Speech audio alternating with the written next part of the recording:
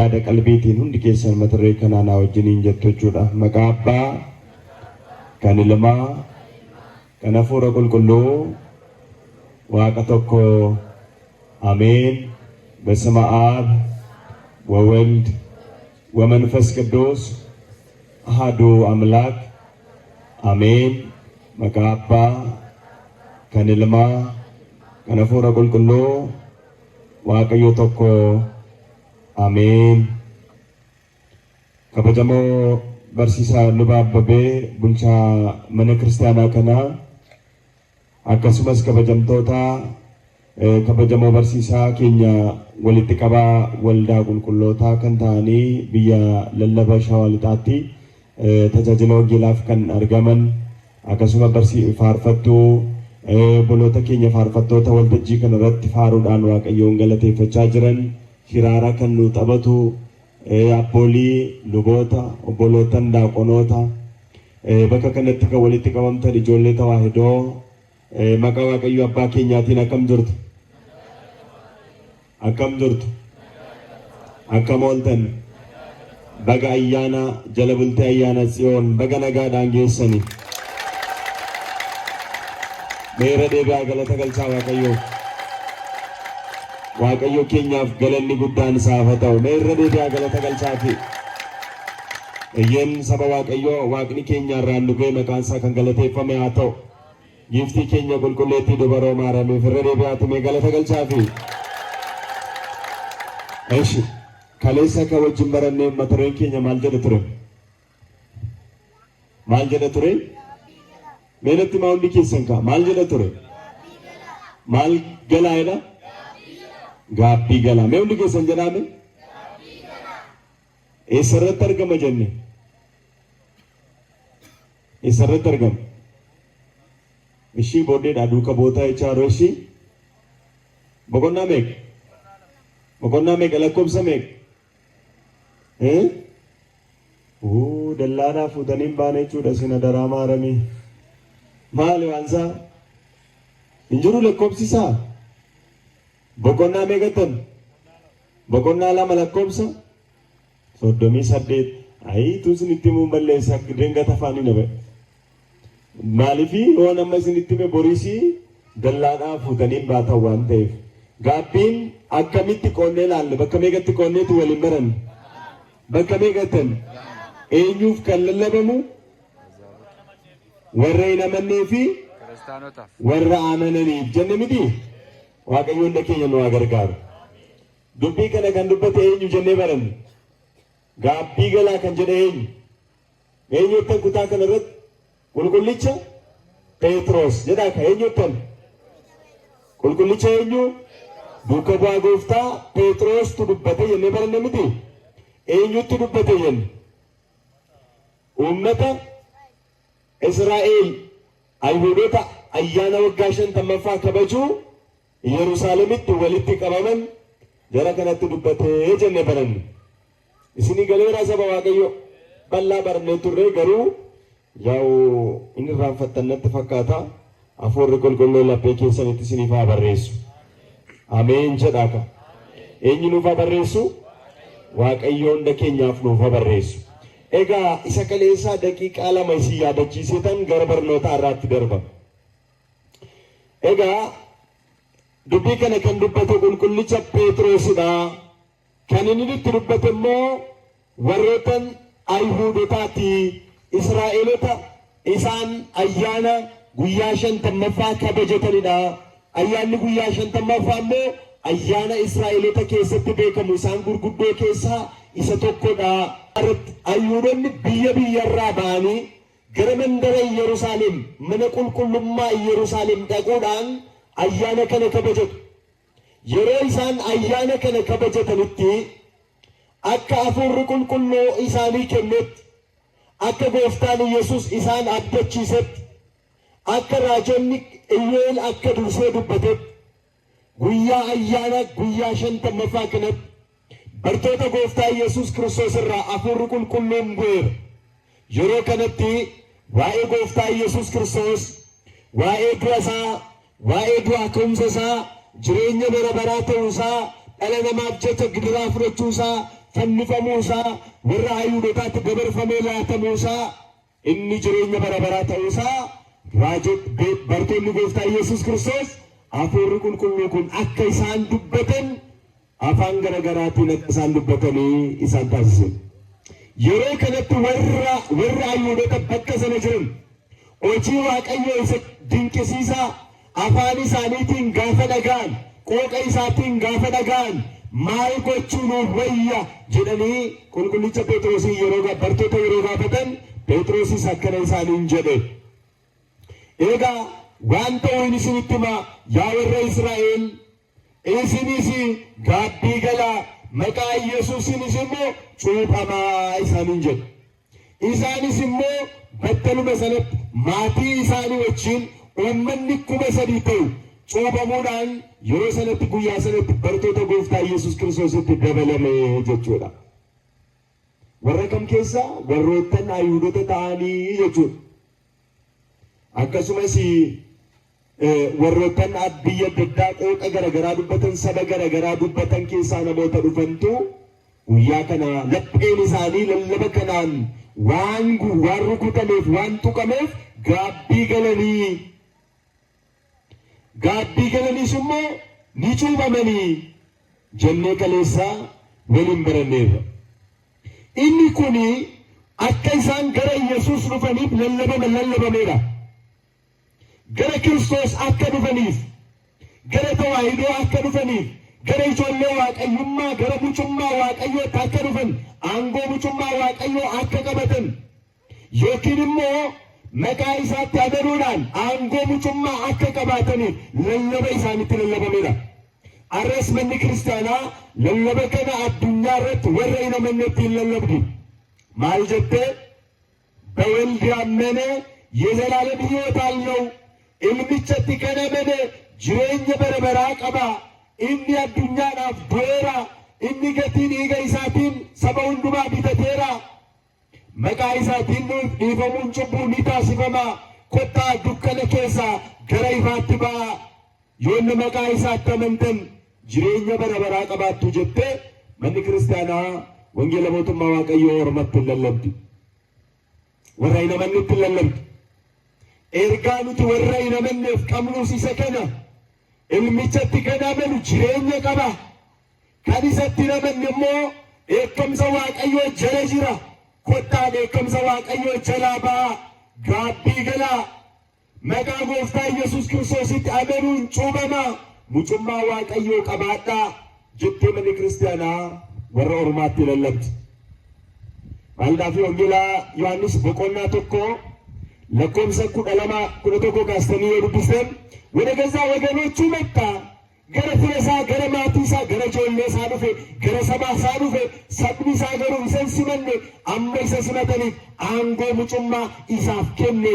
Isaan kun sanyii waaqarraa dhalatan malee sanyii dhiiraa sanyii dubartii irraati miti jedhu.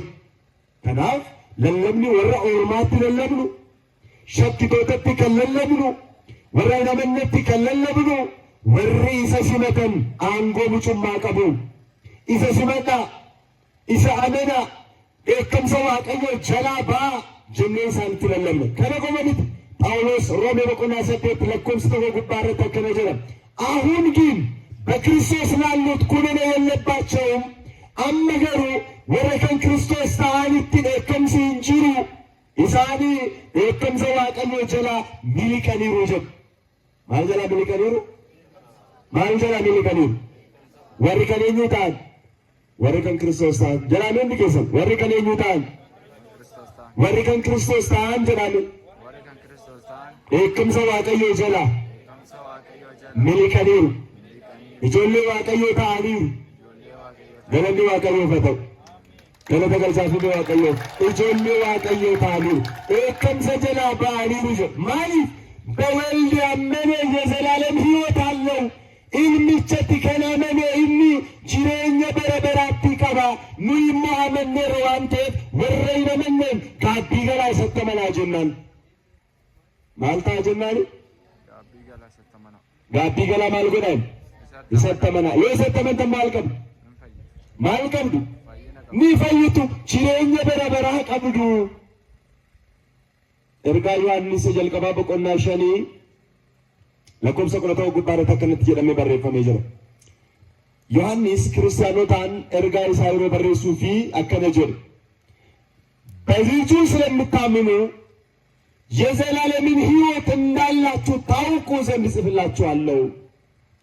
ዋን tokkicha ilma waaqayyooti amantaniif jireenya bara baraa akka qabaattan akka beektaniif siniifan barreesse. Maal siniin godha? Maal akka beektaniif? Jireenya bara baraa akka qabaattan akka beektaniif. Fayyina bara baraa qabaachuu keessan akka beektan. Du'a booddee jireenya akka qabdan mootummaa waaqayyoo akka isinii qophaa'e akka beektaniifan ergaa kana isinii barreessa. Nuyi jireenya bara baraa qabna. Maal qabna tani? Meeni badhaame hundi keessan maal qabna? Jireenya maalii qabna? Jireenya bara baraa qabna. Jireenya bara baraa kan ta'e ilma dubaree Maariyaam Iyesuus Kiristoos fayyisaa biyya lafaa isa qabna. Isa qabna jechuudha. Namni isa qabu immoo jireenya bara baraa qaba. Kun warra hin amannetti lallabama. Kottaa gara isaatti ያመነም የተጠመቀ ይድናል፣ ካላመነ ከንጩበመ ይፈያ gara isaa kottaa jenna. ያላመነ ግን ይፈረድበታል።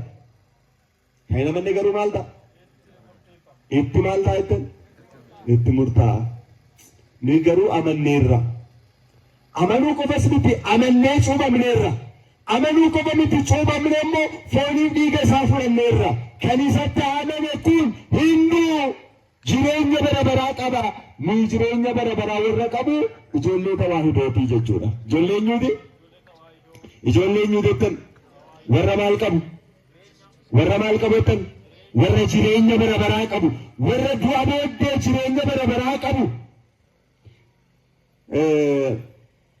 Qulqulluun Phaawulos Tasalonqee boqonnaa 4 lakkoofsa 18 gubbaarratti akkana jedha. ተስፋ እንደሌላቸው እንደ ሌሎች አታዝኑ አለ። akka warra abdiin qabneetti hin gaddina. Waa'ee warra du'anii waa'ee warra boqotanii hin gaddina. Kiristoos akka du'e ergaa amanne. Gatii keenya akka nu baase ergaa amanne.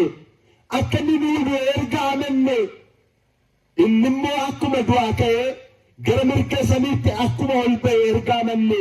Guyyaa du'aa ka'umsaatti gaafa gooftaan keenya ulfinaan ergamootaan hangafni ergamootaa gaafa malakata afuufu gaafa sana isinii inni gaafa sana du'aa isin kaasuuf jira. Akka warra abdii hin qabneetti akka warra jireenya hin qabneetti duunee achi hin banna jettanii abdiin kutatinaa.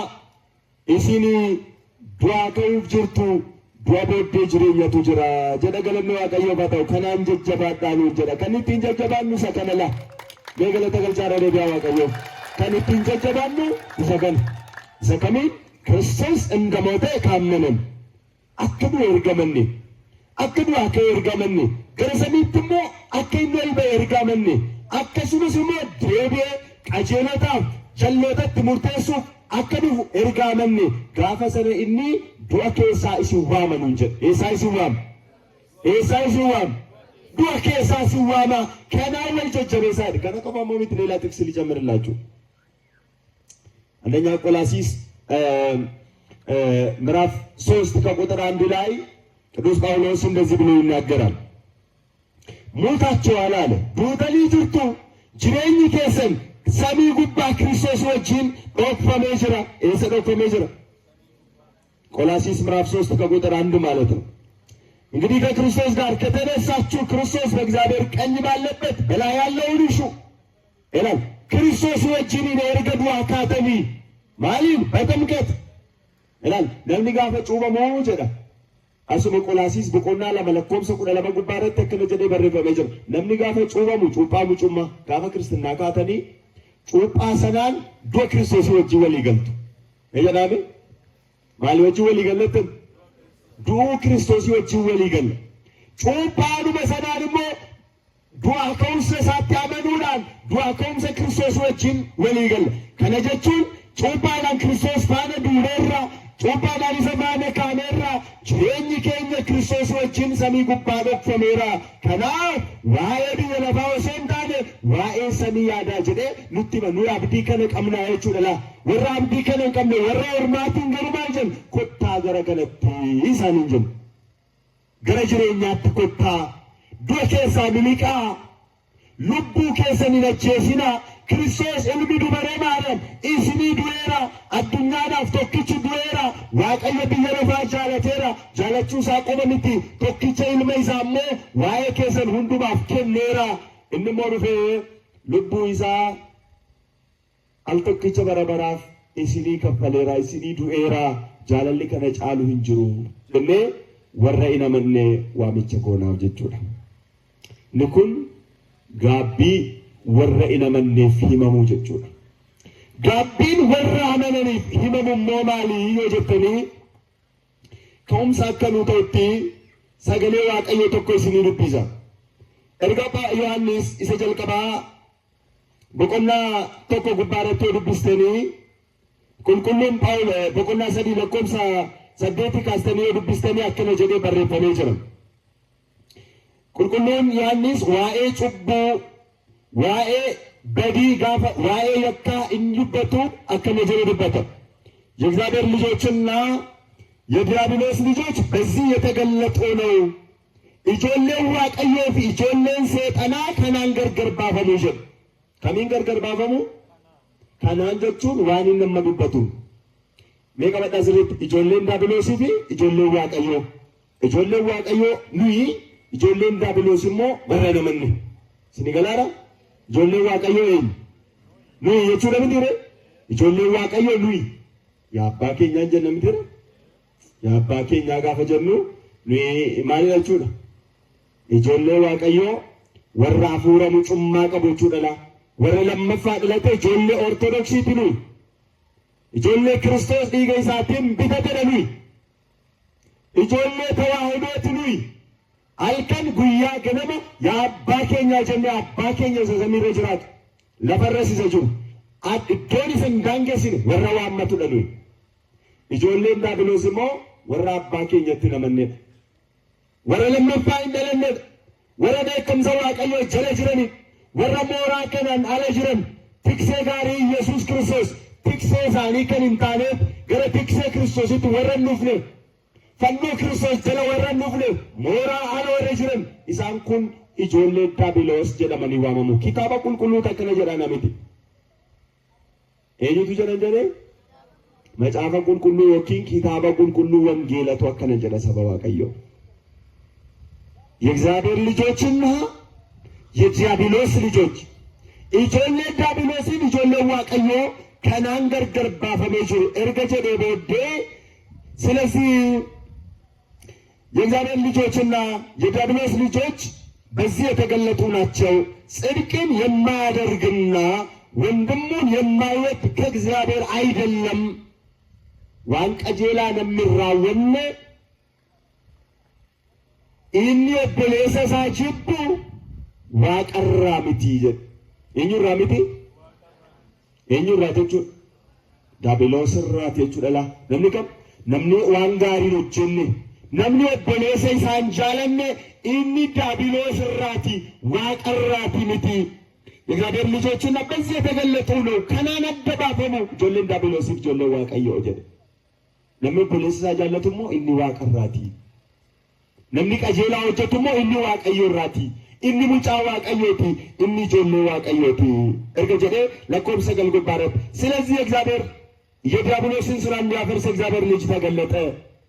ከናፍ hojii diiyaabiloos akka diigu ilmi Waaqayyoo mul'ate. Eenyutu mul'ate? Maal diiguudhaaf? Hojii diiyaabiloos. Amma yeroo tokko namoonni baay'een hojii ilmi Waaqayyoo diige hojii diiyaabiloos hojii seexanaa isa diigame hojii diiyaabiloos isa ilmi Waaqayyoo diige hojii seexanaa warra hojjetan baay'ee isaaniitu jira. Inni galaara baay'ee isaaniitu jira. Ilmi Waaqayyoo hojii diiyaabiloos diiguun mul'ate. Namoonni baay'een immoo hojii isa diigame walitti qabuudhaaf cinqamu. Hojii isa kube hojii isa fannoo irratti Kiristoos isa barbadeesse hojii seexanaa warra hojjetan. jibba warri facaasan,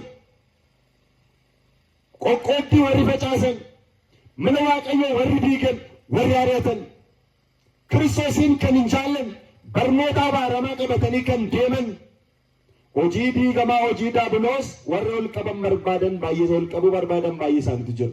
Nuyi garuu warra hojii daabiloos isa diigame irratti yaa daabiloos hojiin kee diigameera, yaa seexanaa hojiin kee diigameera, Kiristoos fannoo irratti si hidheera, ati nu irratti aangoo hin qabdu, nuyi ijoollee Kiristoos Yesuusii, nuyi ijoollee tawaahidooti jennee warra faarfatudha malee nuyi warri tawaahidoo hojii seexanaa ol kaasuudhaan warra deemu nuti. Galanni Waaqayyoof haa ta'u, galata galchaati. Hojii daabiloos diigameera jenne. Meerre yaadua arfiin kee jennaan akkuma tokkoffaa Qorontos boqonnaa 15 gubbaarratti barreeffame.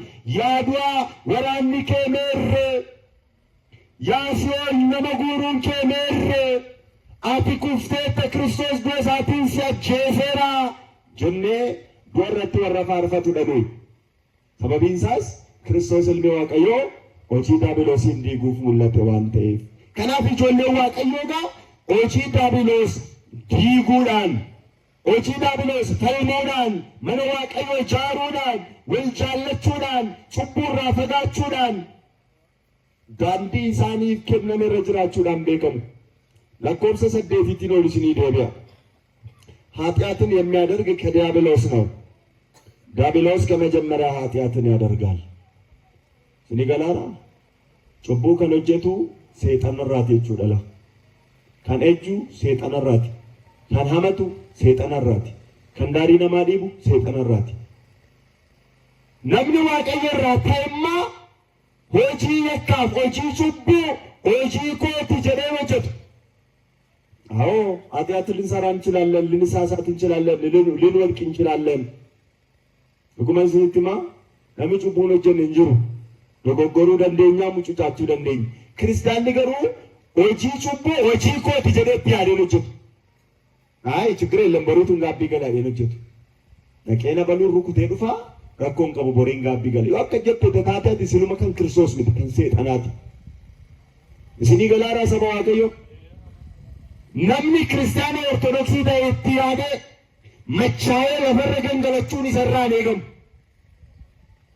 Namni ortodoksii ta'e itti yaadee nama balleessuudhaaf kiyyoo namaa qopheessuun isarraan eegamu.